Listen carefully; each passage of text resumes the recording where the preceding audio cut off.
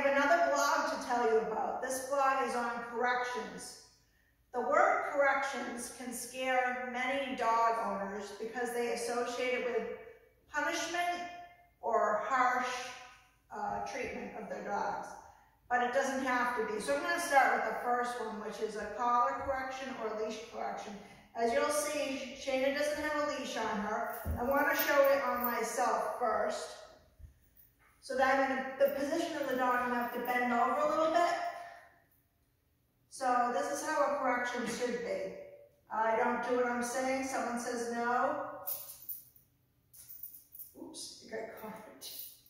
Got caught in my hair. Maybe I should have clipped it up. All right. She sit. So someone says no. See how it releases?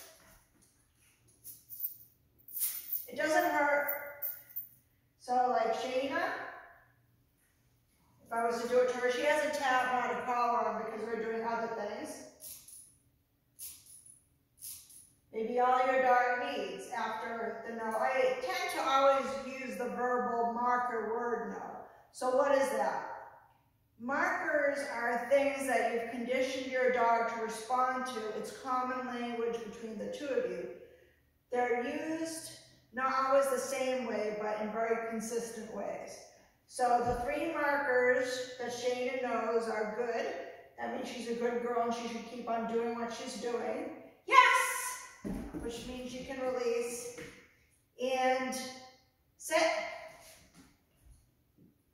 Down. No. Good. So she's saying all the way, no. So no means that wasn't what I was looking for. Whoosh!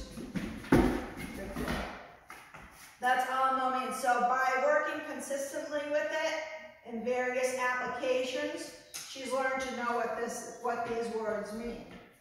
So if I go, Shayna, go. Good. Sit.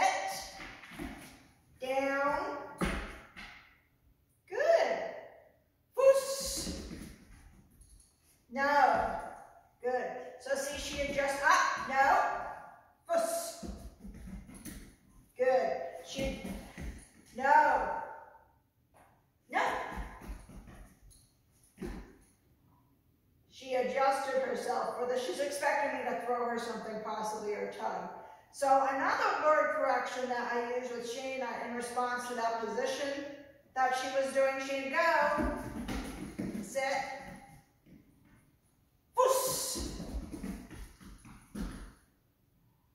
So if I wanted her to get closer, I'm moving a little away because she actually did a good job on that one. In. Good girl, good. No. So she's very eager to play. So both of those were corrections. So notice nothing harsh happened to my dog. I'm not using leash correction because we're beyond that, at least in this setting. Indoors, at home, outside in my yard, that sort of thing where there's no strange dogs around. Shayna's perfectly fine to work pretty much off leash. But I just wanted this up. No, whoosh. No. In. In. Whoosh. Good. She forgot what she was doing a little bit there. Good girl. So that I can work in these environments with many different corrections to choose from. That's important. So obviously I'm using more of the verbal corrections when I don't have a leash attached to her and she's learned what they are. I also use them with the leash attached to her too, actually, but then maybe a collar correction is better at that point. It's a little bit speedier. So the thing about collar corrections, no, whoosh, no, whoosh, good girl.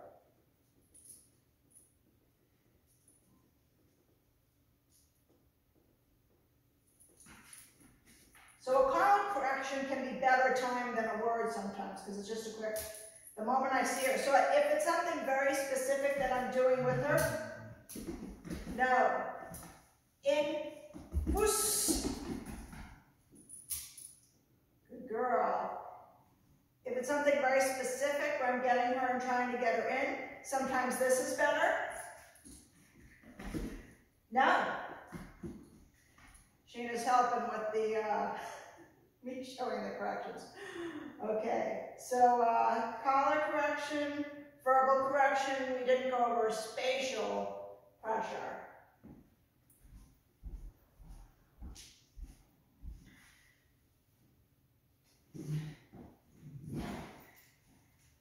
And there are more types of corrections in this. So spatial pressure, hi Tommy, don't sit in the place, would you? Sheila, let's go. Good girl. So if I was to be walking my dog to put him on a place, and let's say I said, I'm not going to say place because she doesn't know it. Iga bigga boo. See, now I'm taking up the space, not well. No. Let's try that again. Let me get a better example. Come on, Shayna. Let's go. All right. Let's go, Shayna.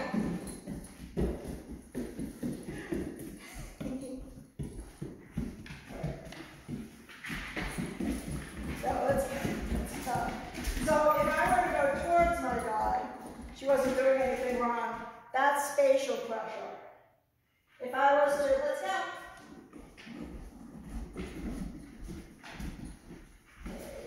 Actually, maybe I should do it this way. Nope, no, we're not doing that anymore. All right. So let's say I was going to leave the dog and stay from a distance. Sheena, let's go. Sit. Whoosh, actually. Stay.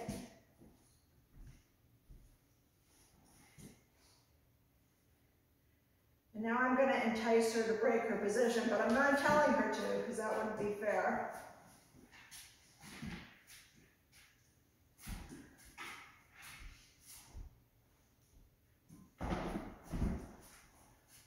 If she had broken, then when I go forward, that would be spatial pressure to keep her there.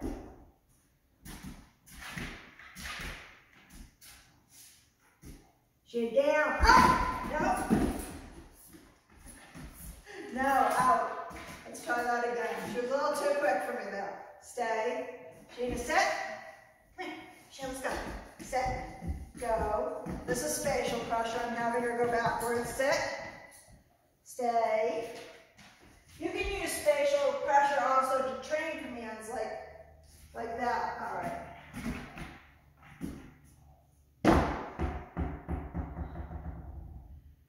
Thank you, Boris.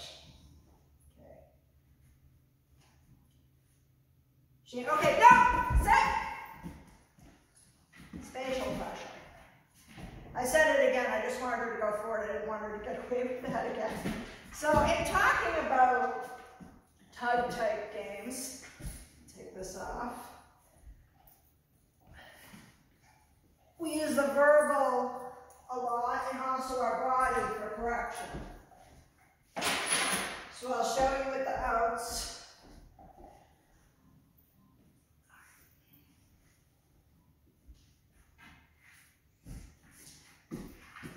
Yes. So she's tugging from both sides. Out! Yes. So I didn't have to correct her that time because she did it. Stop. Make my body still. She did it herself. Yes!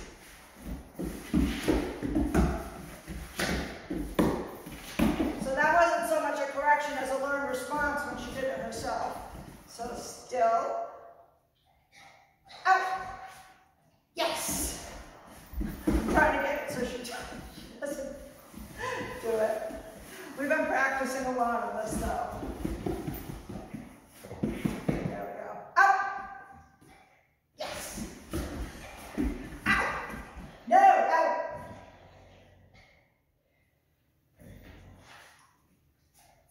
Leave it. So she took too long on that. If she were to go for that again, she can out, make her wait a little bit. Yes!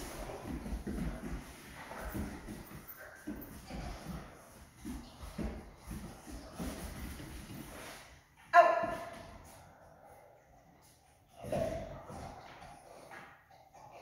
Good girl, good out. Yes!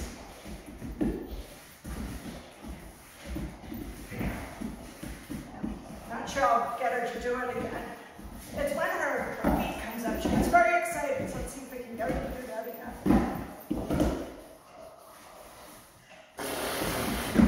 Out! Good. So see, good girl, set. See how well that verbal marker has worked, but it's only through conditioning, doing it at the same time.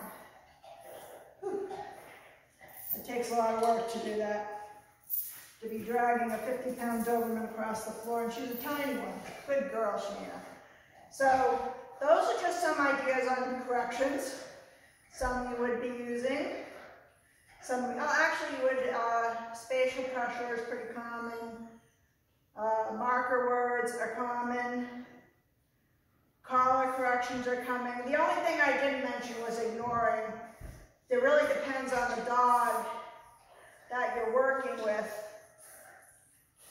as far as when you ignore them, how well they're going to respond. Also, I didn't talk about withholding the reward. So I did that for a minute. When she came and she missed and she got me a little bit on the thumb because she was biting too close to here, and I said no. I had her wait for a few seconds before she was able to get her reward, which is the tug that she's crazy about.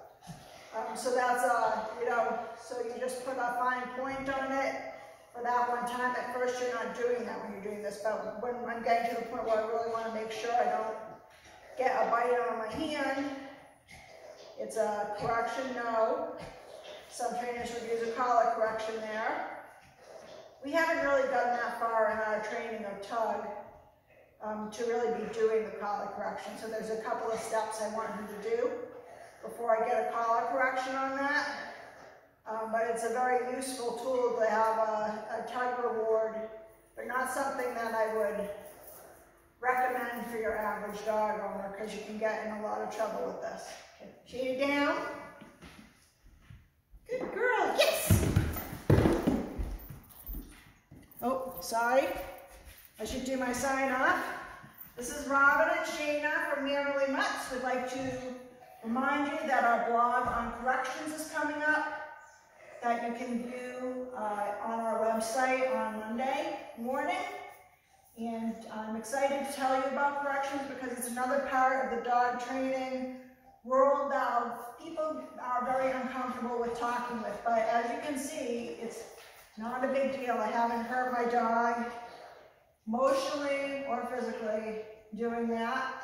And they can be used very kindly and effectively. And you sometimes have to tell your dog no.